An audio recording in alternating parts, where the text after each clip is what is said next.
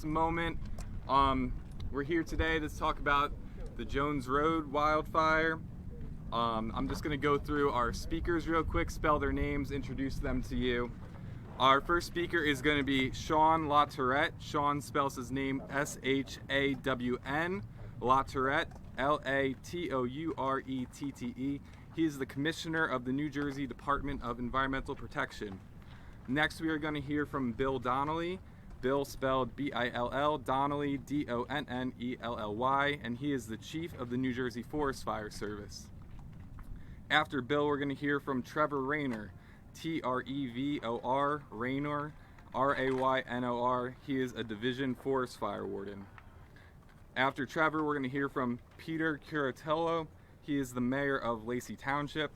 Peter, P-E-T-E-R, and then his last name is C-U-R-A-T-O-L-O.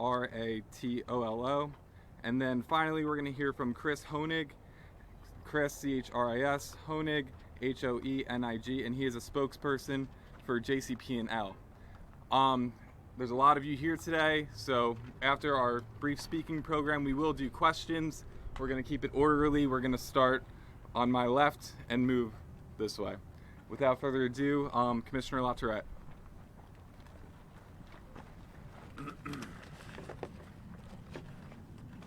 Well, good morning, everyone, and I'm glad that I can say that it is in fact a good morning. And the reason that I can say that is because thanks to the incredible, heroic work of the good men and women of our New Jersey Forest Fire Service, folks' homes and lives have been saved, and we've truly averted a major disaster. Now, this wildfire is not under full and complete control. We still have a lot of work to do to achieve complete containment of the wildfire. But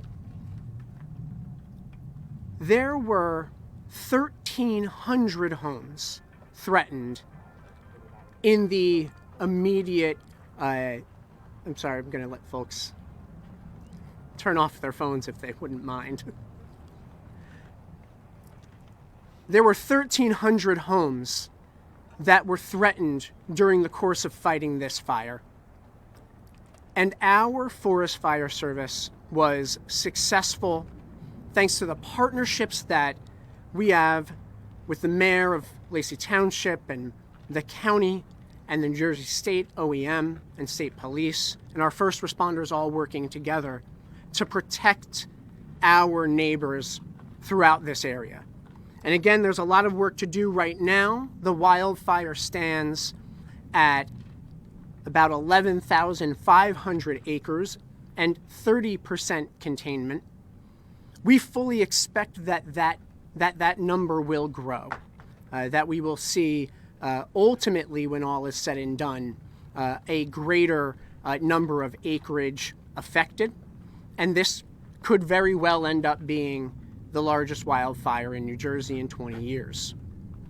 As many folks here know, we've been under continuing dry conditions, particularly in the southern part of the state, and those dry conditions have very much influenced this fire. The cause of the fire itself remains under investigation. Thankfully, no residential structures were lost. We did lose one commercial structure. Some outbuildings were also affected and several vehicles as well. And around 5,000 residents were under either mandatory or voluntary evacuations. And those evacuation orders have been lifted, again, thanks to the great work of all of the first responders involved. I just got off the phone with our acting governor, Tahisha Way, and have throughout this event been in contact with Governor Murphy as well, who extend their thanks to all of the first responders who have battled this fire, and to the New Jersey Forest Fire Service in particular. We are lucky in the state of New Jersey to have our own state forest fire service, and they are heroes. With that, I'm going to turn it over to the Chief of the Forest Fire Service, Bill Donnelly. Good morning. I believe the commissioners hit on most of the relevant stuff here. We'll see what kind of questions you have. But everyone knows that we were coming off a really busy fall. We got to see you guys quite a bit back in October and November. And other than that little holiday break we had there, our folks have been in it non-stop. This time last year, we were at 310 wildfires for a total of 315 acres burned. This year, for this same period, we're at 662 wildfires with 16,572 acres burned. Just an update on the fire we had down in Vineland, Cumberland County over the weekend. That fire stands at 1,327 acres and is still 80% contained. I too would just like to state our first responders, our partners. Like you mentioned, we had some folks from DOT, State Police OEM, the local PDs, and at that point there, I'm going to turn it over to Trevor. Trevor's going to tell you what the plan is going forward. Thank you, Bill, and good morning, everybody. So the Jones Road wildfire started yesterday morning. It was detected by Cedar Bridge Fire Tower. The fire observer in Cedar Bridge Fire Tower, when he climbed the tower that morning, he saw the wildfire and reported it at approximately 9:45 yesterday morning. We dispatched resources right off the bat. They arrived on location. The wildfire was about 10 to 20 acres upon arrival.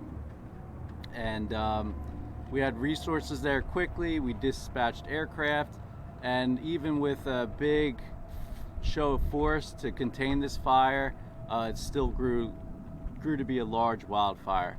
So our initial attack efforts failed because of extreme fire behavior, dry, droughty fuels, spring fire season, windy, low RH, which is relative humidity. So we had difficulty containing it to our initial box where we tried to keep it in to prevent it from spreading. That initial box failed. We went to bigger, more substantial roads. That failed. We eventually went to the Garden State Parkway. It grew out of our reach there and eventually burned to Route 9 and became the fire that we see it is today. So a lot of hard work, a lot of aircraft, a lot of moving parts, a lot of fire trucks out there, and these relationships and these cooperative agencies that we rely on so much. So they're really important to us. Police departments, fire departments, DOT, any OEMs, they're just super critical in this team effort to contain these fires. So excellent job by all yesterday. We're still at it today. You can see the smoke behind us. We aren't out of the woods yet. We feel good about this, but we're still working toward it. Going forward, what's our plan? So our plan is to get people back home, get roads reopened, and knock that smoke down. So we're going to do that through mop up and patrol. We've got approximately 100 firefighters on the fire line today, and they're out there working really hard, squirting out water along the Parkway so there's no smoke on that morning commute or evening commute. They're putting out stumps and logs around homes so that there's no smoke and they can open their windows and their homes are safe and they feel safe. We understand the evacuations were very disruptive. We'd like to thank the public for being understanding and patient with us. So thank you to the public. We're going to continue to knock back the smoke, reopen the roads, reduce the traffic. We're continuing damage assessments as we speak. The utility companies are getting back in there. We're working with them to re-energize power lines. All the evacuations have been lifted, and there only remains Route 532, which is Wells Mills Road, closed, and Bryant Road, which is a local forest road, is currently closed. Thank you. Mayor?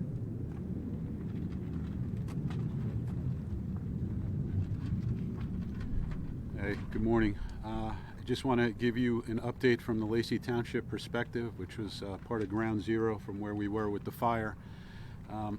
So shortly after probably about 3 o'clock yesterday afternoon, we received word that one of our senior communities, Pheasant Run, was under a voluntary evacuation, and that leads into some special challenges when you're talking about health care and seniors and issues that could be immediate.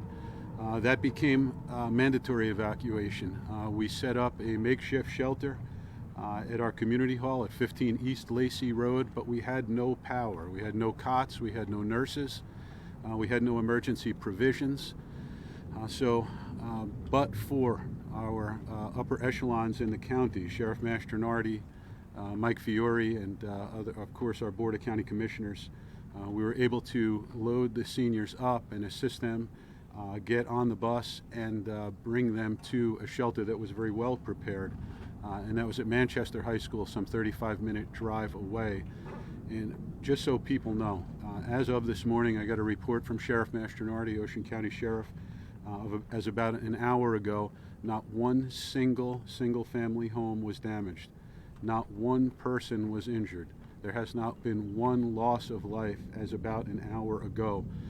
So there's too many people to thank. Commissioner LaTourette, our 9th Legislative District, Prosecutor Billheimer, everybody working shoulder to shoulder. And last night my phone was blowing up.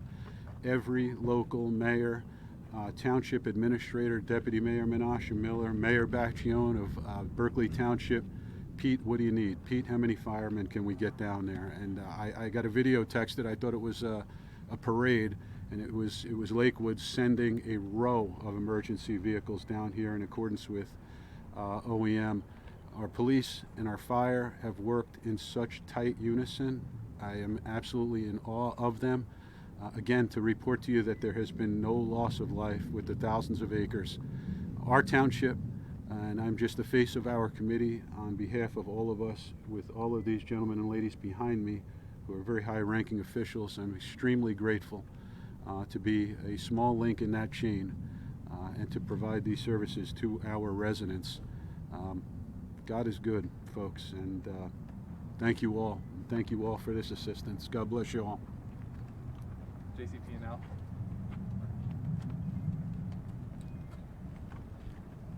Good morning.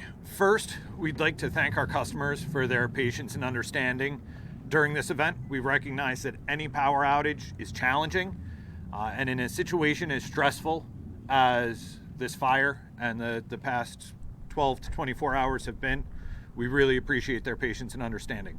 We also want to recognize the Forest Fire Service and their fire command. We work with emergency management personnel on the municipal, county, and state level every day. We have been in close contact and coordination with the fire command since we were notified of this fire early yesterday. At approximately 6 p.m. yesterday, we did receive a request from the fire command to de-energize all of our lines going in and out of our Oyster Creek substation. This resulted in an outage affecting approximately 25,000 customers.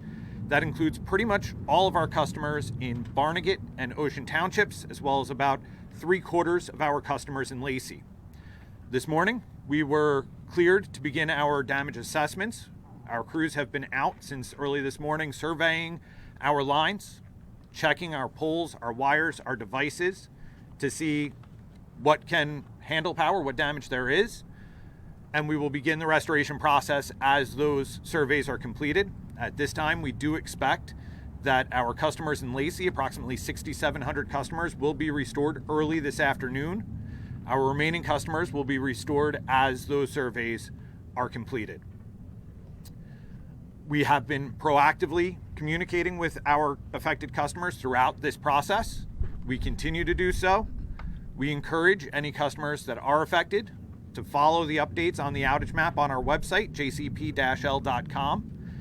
And if they have not already done so, register for our text alert system. They can text REG, R-E-G, to 544-487. We will provide ETR updates, restoration timing updates, via the text alert system. And even if customers are not affected, we encourage them to go ahead and register for that system, as you can report outages via text messages, receive outage updates, even check your bill via text message. Thank you. All right, so we're gonna do questions now. Like I stated earlier, we're gonna start from the left and go to the right. Please raise your hand and we'll go down the line. This is for anyone. You talked about you guys expect the number of acres burned to grow and for this wildfire to be the largest in New Jersey in the past 20 years. Can you just speak to the difficulty of that and what firefighters are facing as the days go on? Sure. So it may be the largest in 20 years, based on how we are anticipating the fire movement. I'm sorry. Sorry, I was responding to the questioner. How dare I? Let me respond to the cameras. So, as I had mentioned before, we are anticipating the fire to grow from beyond the current estimate of 11,500 acres at 30% containment. And that is because this is still a very active fire. And there are burnout operations that are ongoing. Trevor could step up and explain that a bit more to you. But as we continue to get this under full control, the expectation is that that number of acres will grow, and grow in a place that is unpopulated, that is more open wilderness. But in order to fully contain the fire, more burnout operations are necessary, and that will likely increase the overall acreage. Trevor, do you have anything to add? No, you got it. Commissioner. I want to follow the rules and go this way. I was just wondering if anyone could speak to the amount of mutual aid coverage that has been assisting with the fires. Well, I know that we've had... Don't make those guys mad. Yeah. All right. I know last night the local fire departments, through their county coordinators, pulled the trigger. And there were fire departments here from Gloucester County, Camden County, Burlington County, obviously all of Ocean County, and Monmouth County. So those folks provided mutual aid to the local fire departments, and their equipment was utilized to either fill our trucks with water, or we had them in places where homes were threatened, and their job was to be there and protect them homes, so in the event something did go wrong, they were there to deal with it. So the exact number, I would say it was hundreds of fire trucks, without a doubt, here. Everywhere you looked, there were resources from counties throughout southern New Jersey.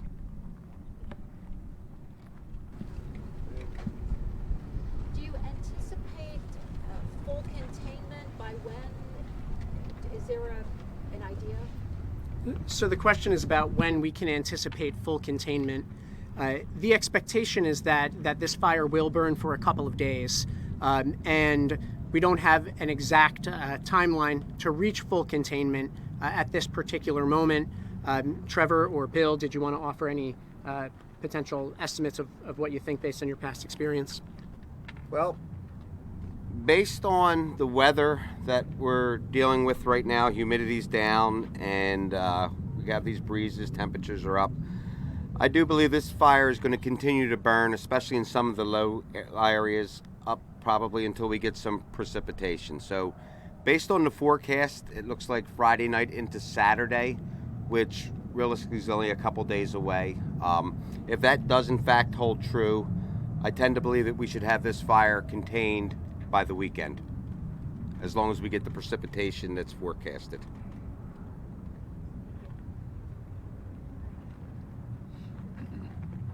Jimmy, do you want to? I think we might have skipped someone. Yep, right here. Yep. I was just wondering, you said there was one commercial structure, I believe it was burned. I noticed in photos yesterday that there was a factory or a warehouse or something that has emergency equipment for fire departments. Is that the structure that was burned? No. Yeah, I could answer that, sir. So that was in the southern part of our town, Lacey Township, in the industrial park. Yeah. And that was Liberty garage door and awning. It's completely destroyed. It's on Old Shore Road. So I surveyed that damage with our administrator Larray this morning. But thankfully there were no injuries, and as I said earlier correctly, none of the single-family homes were destroyed. So we had zero loss of single-family structures, and we have a lot of timber structures, very few brick structures in our township, so we were very fortunate. But that down there in that part of the industrial park, the fire came right up to the back of the industrial park, and it took out that building. It was the emergency equipment building? No, it was Liberty garage door and awning. Oh, okay. So that's gone now. So it's very unfortunate because it was a great business. But does that answer your question, sir? Yes, Thank you so much. We have crews that have seen like small fires along the Parkway over by Waretown and Fork River. Is that something that we're kind of watching? Anything that could, get in the way of drivers or something like that? Yes, it is something that we're watching. I'll ask Trevor to come up and explain operationally how that's being handled, but it is being watched throughout the day, and folks are responding to those reports. While I was on the aerial surveillance flight this morning, I could hear all of the first responders overhead responding to those individual incidents as they're reported. Trevor, do you want to explain that a bit more? Sure, thank you, Sean. So yes, we are mopping up along the Parkway. So what that means, there's lots of embers, lots of trees on fire that might have been dead in the past, so they might be more on fire than others.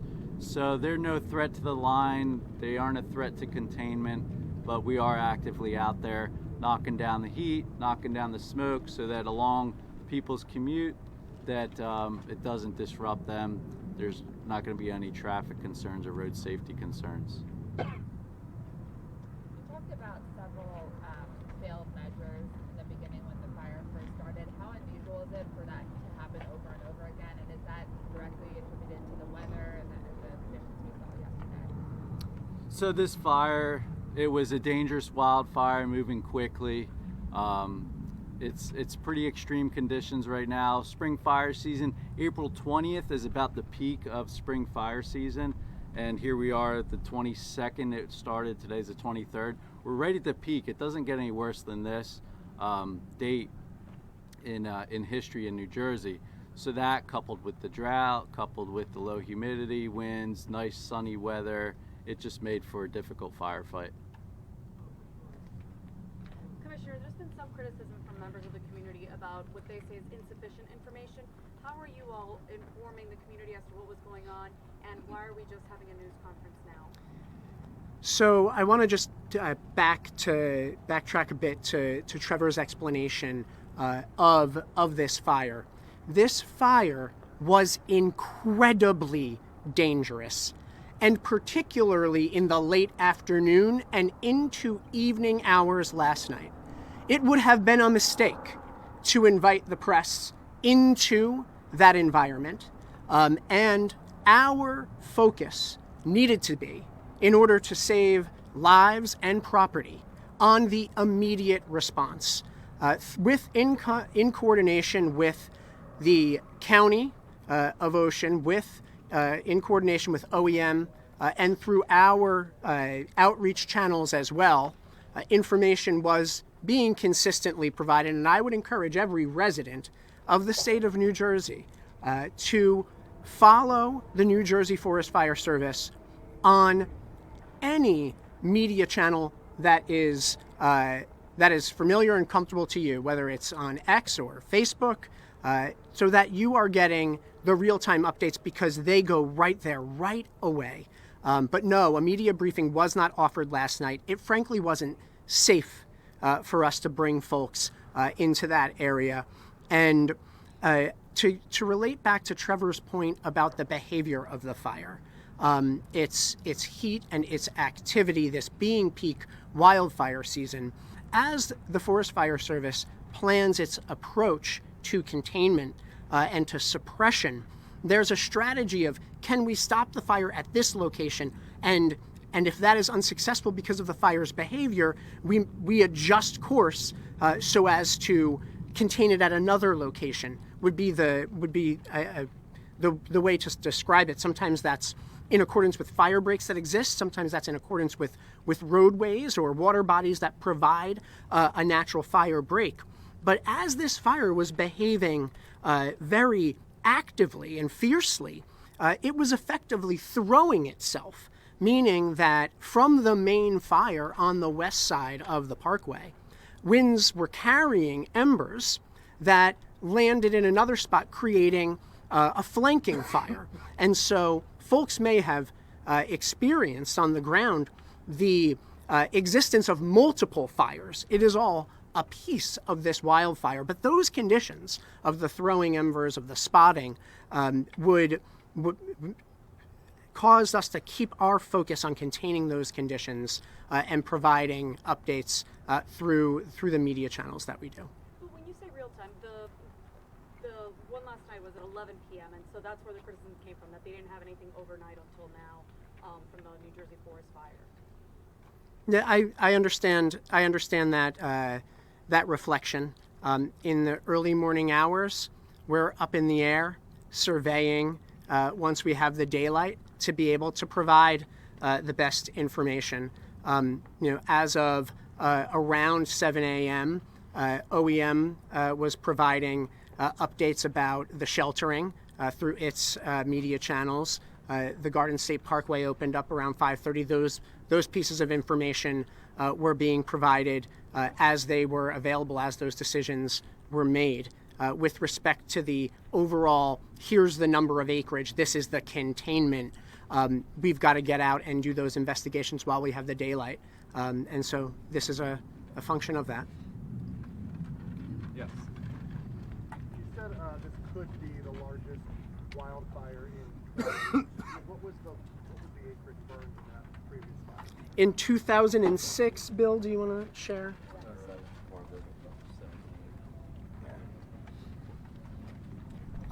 Right here, the area we're standing in, 2007, we had a 17,000 acre wildfire that came across 539 as a result of a military exercise.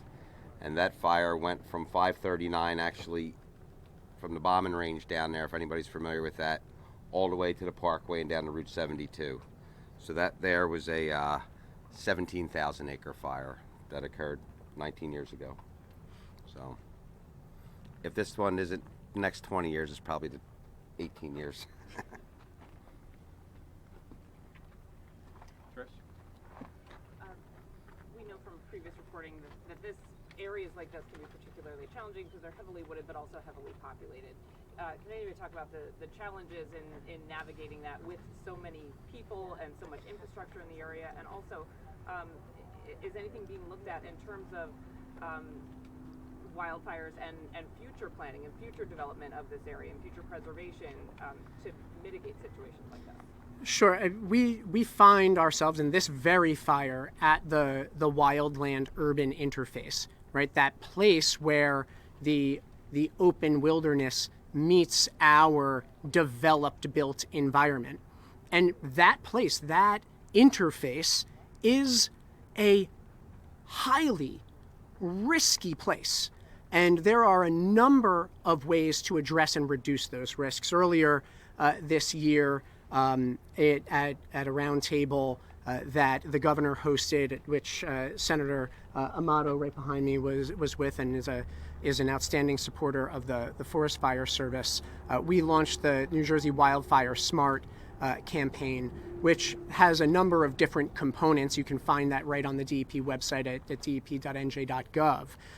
Part of that has to do with helping individual property owners understand and reduce risks of living along that wildland-urban interface. How can they characterize those risks? What specific actions can they take around properties? Same true of commercial properties at that interface as well, right? That type of risk mapping and advice for how to reduce those risks on private properties is available right on our website.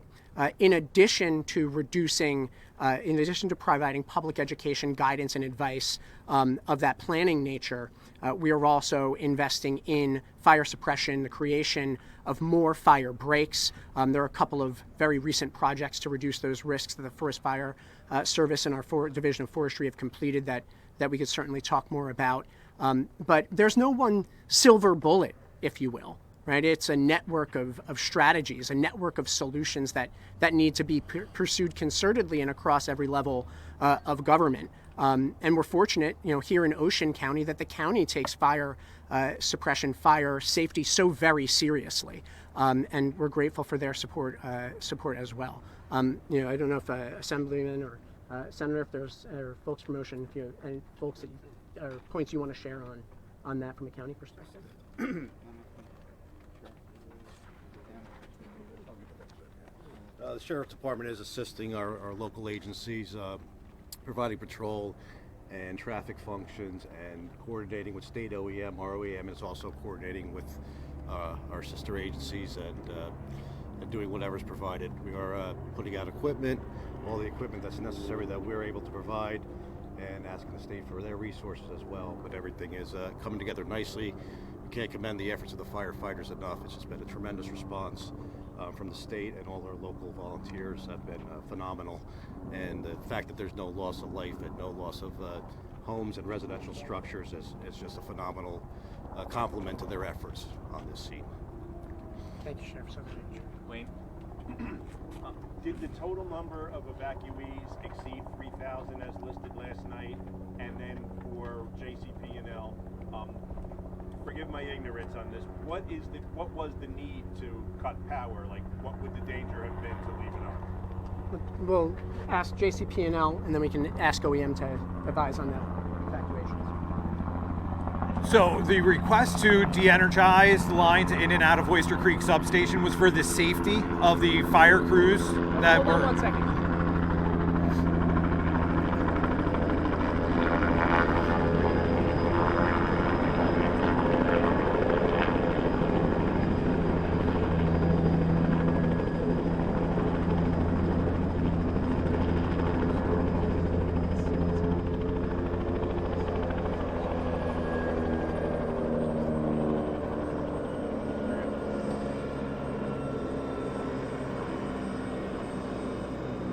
Noise level okay? All right. So the request to de-energize those lines in and out of Oyster Creek substation was for the safety of the fire crews on the ground. Those are high voltage lines that go in and out of that substation. So we went ahead and de-energized those. That also meant then that the feed from Oyster Creek to substations in Lacey and Waretown was cut, and those substations didn't have power as a result. Safety is a top priority for us, so this restoration process and the timing of restorations are built entirely around safety. We need to make sure our system is safe. We need to make sure that even once our system is safe, the area that we are re-energizing is safe, that we are not putting fire crews at risk, we are not putting our crews at risk, we are not putting the general public at risk by energizing the lines. At risk of what? A live wire falling on them, basically? Live wire coming down, just that electricity is a very dangerous, object. The high voltage lines have a clearance field around them. So just making sure that all clearances were safe, that everybody's able to operate and do everything they need to do to prioritize the suppression of the fire and not have to worry about the lines that are there. And the total number of evacuees, anyone? Yeah, so right now, between Lacey Township and Ocean Township, Waretown, the total number of evacuees is approximately 5,000 people. So as soon as things are under control, we're going to transition those folks back safely to their home. We'll have transportation provisions made for them. And the situation is we are continuing to communicate with our people. I would caution our people, our residents, within earshot of my voice, our voices, and eyeshot of our faces. Follow the directions of your OEM and your police, and not the social media rumors, because that oftentimes causes confusion. I have had some internet issues at Town Hall. We are working on preparing a statement that will be posted as soon as possible. And I credit also our Chief of Police in every storm event or any event like this, do due diligence as a town father to call the infirm, call the immobile, call seniors that need help. We've done that. And I know some of our officers have even gone door to door. So again, for the DEP, the 9th District, our commissioners here in Ocean County, appreciate the help. We can't do it alone in our zip codes, and just very grateful to everyone here. Thank you. Yes, sir. Yes, this is for the commissioner. Can you discuss the risk profile right now? I know an hour or two ago there were these big walls of smoke clouds hovering over neighborhoods. It looked like it was a mile or two from many neighborhoods. Folks were a little rattled by that. What's the risk profile right now? And then B, what exactly are you doing at this moment on the ground? Sure. I'll invite Bill and Trevor up to talk through some of the operational perspectives so that you can understand what those considerations are, the backfiring operations that are going on, the suppression activities as we get reports of concern like what you're talking about. At about 9:45, the administrator of our Forest Fire and Forestry Service, Greg McLaughlin, and I took a surveillance flight.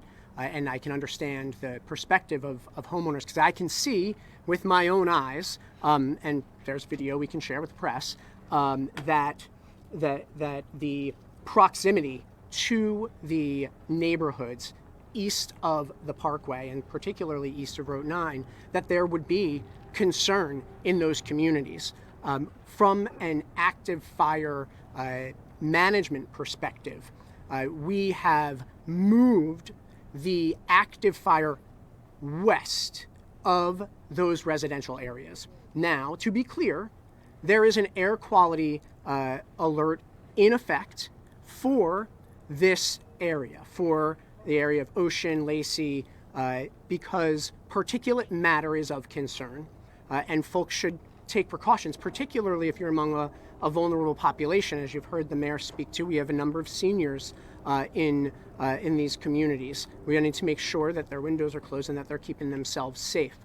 But the immediate risks to the community east of Parkway and and Route 9 have been avoided through the activities of the Forest Fire Service and all of the partners you see around this space. And I'll ask Trevor and Bill to speak to the operational considerations at play today and then the days ahead. All right, well, I think everybody's sees that the column of smoke that was here earlier when you guys arrived is no longer here. And what that is the process due to our firing operations that are taking place. Our objective is to build line around the entire fire. Somewhere to work off of for our firefighters that is safe, somewhere to check the fire up and stop its forward progress. So over the night and yesterday, these lines were put into place. Once these lines are in place and they're secure, our fire operations begin. So those firing operations occur out in front of, whether it's the main body of fire, the flank of the fire. Either way, we need to remove the fuel prior to the main fire arriving at these control lines or containment lines.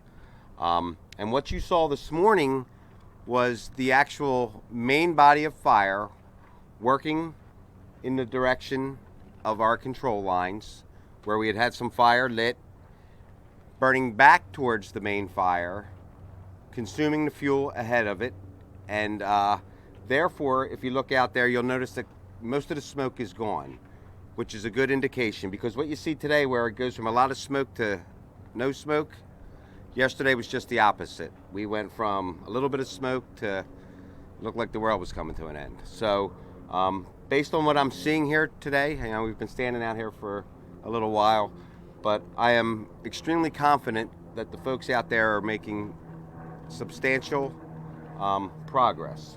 Now that's going to continue to burn. There's going to be little pockets of fuel that need to be consumed. And once we feel that all that fuel's been consumed, like the commissioner was talking about, that's what's going to up our total number of acreage. The area of the fire is not necessarily going to expand. It's going to be the total number of total amount of forest that's consumed.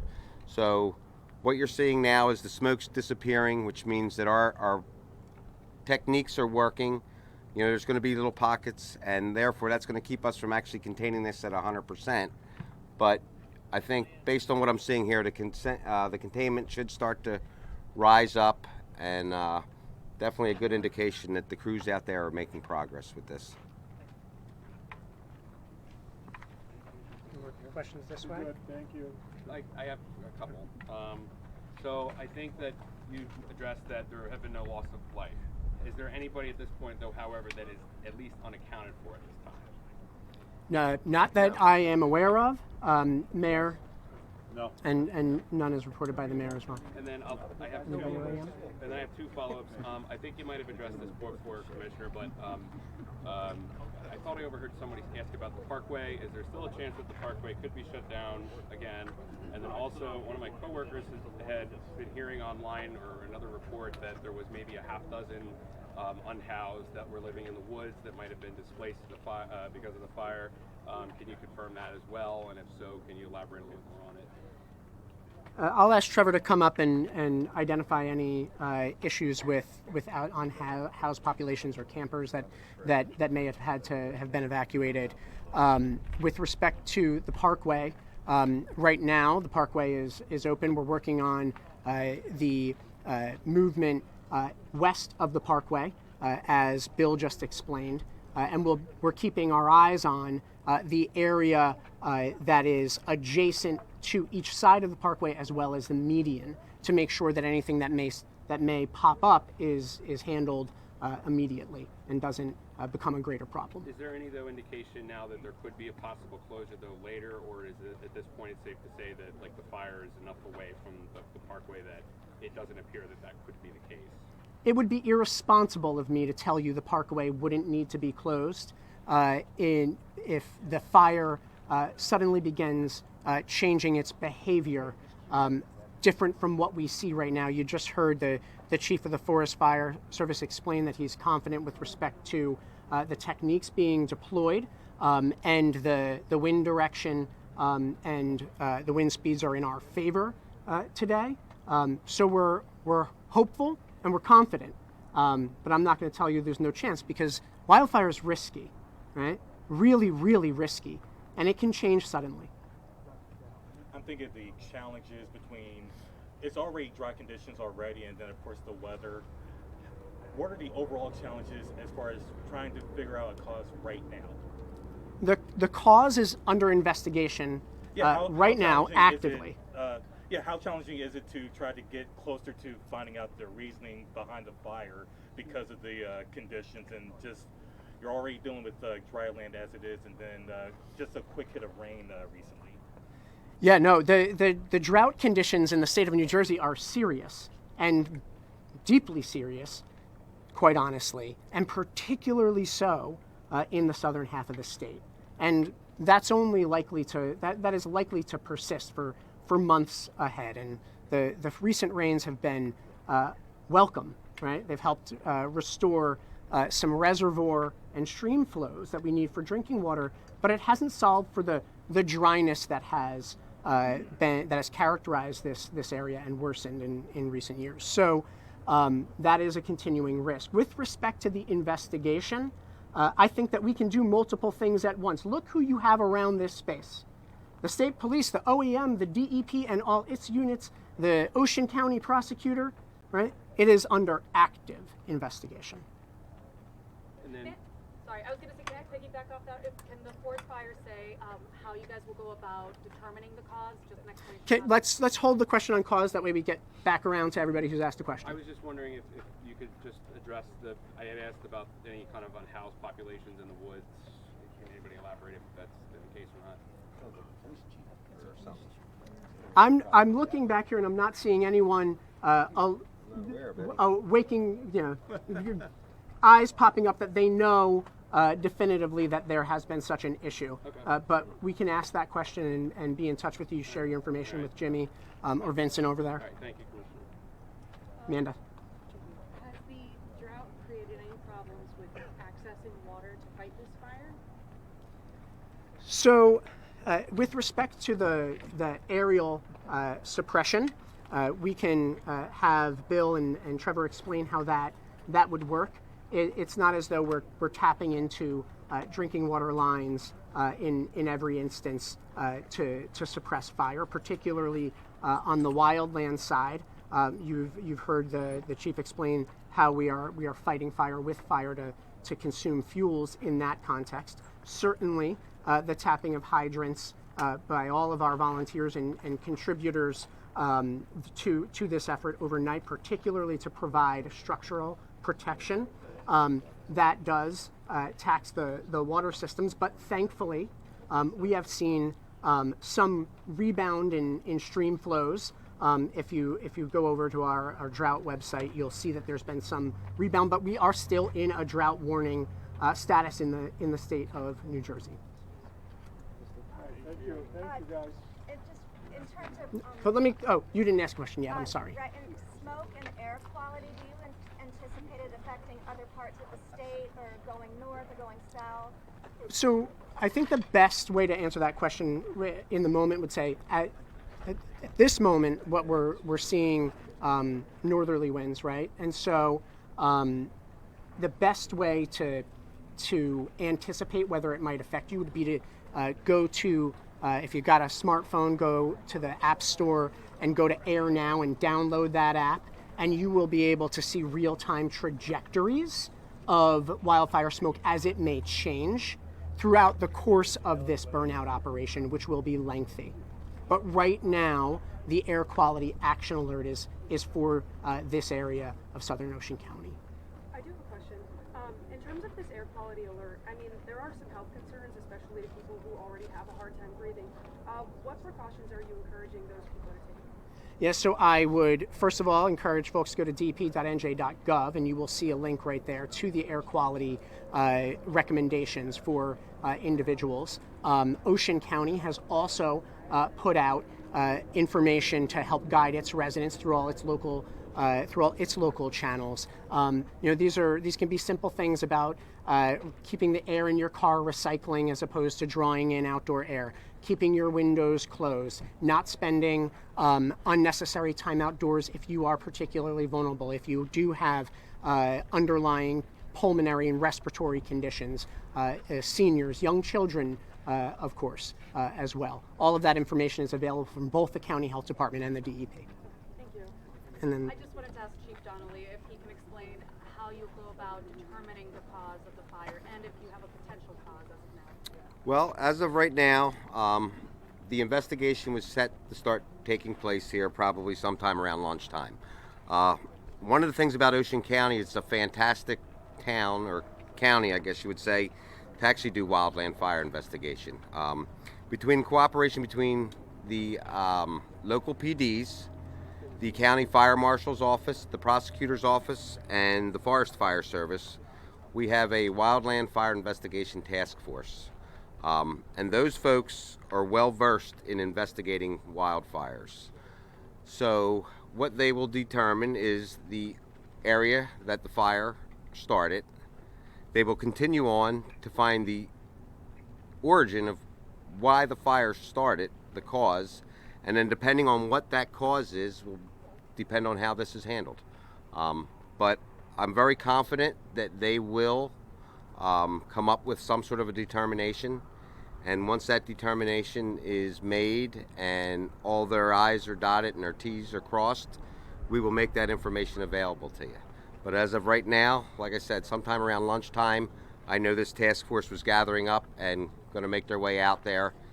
You got to understand, a lot going on out there. There's a lot of moving parts, a lot of smoke, a lot of fire, things like that. So the cause of the fire is probably not going anywhere. These guys will be able to go in and determine it. But again, it's typically a hostile environment in the area where fire started and getting into where the fire actually originated. So that will be, they're in the process of doing that right now. So do they start where the fire originated, or how do they determine out of that? Well, they will determine that based on where the fire came from, right? They'll use basically their fire behavior education, determine how the fire behaved, and then track it back where the fire came from based on some indicators and things like that. That'll allow them to see where the fire came from and where it actually originated. Can you confirm, though, whether there's there's an investigation as to if it was like an unattended campfire or something like Oh, there's. I want to be clear about one thing. You are asking questions of multiple law enforcement officials, and under absolutely no circumstances will we tell you the details of an ongoing investigation. So, but stay tuned. We do investigate, and we figure out what happened, and we take action if such action is warranted. All right. I think we're good. I'll take sideline questions from anybody who may need them. What are you looking for, buddy?